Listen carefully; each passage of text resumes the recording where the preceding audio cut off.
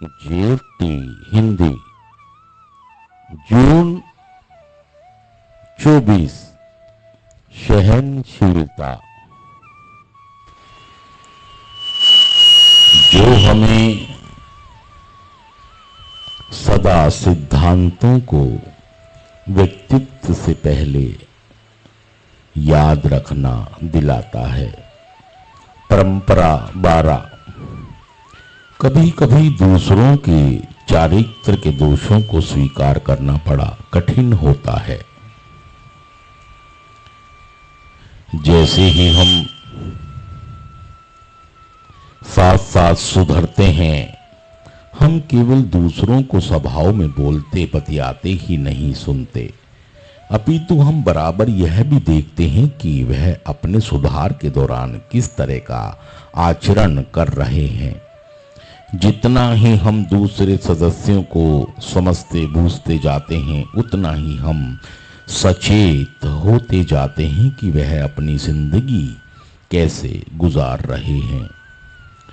हम उनके बारे में अपनी राय कायम कर सकते हैं कि वह अपने कार्यक्रम को कैसे करते हैं।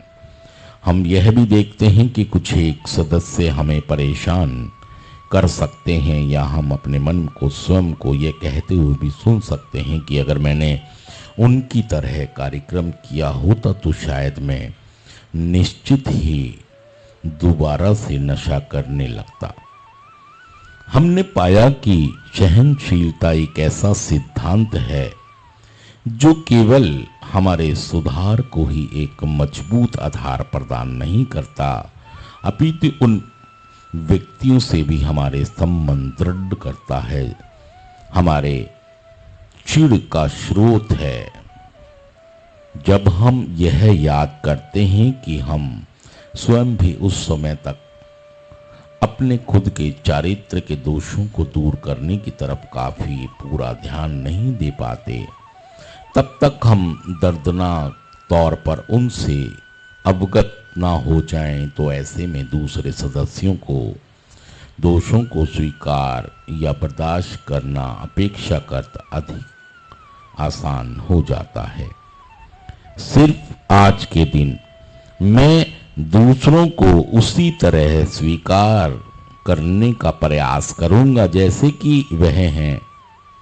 मैं दूसरों को आंकने की कोशिश नहीं करूंगा। मैं प्रेम और स्वीकृति के सिद्धांतों पर अपना ध्यान केंद्रित करूंगा। थैंक यू दोस्तों, शुक्रिया सुनने के लिए।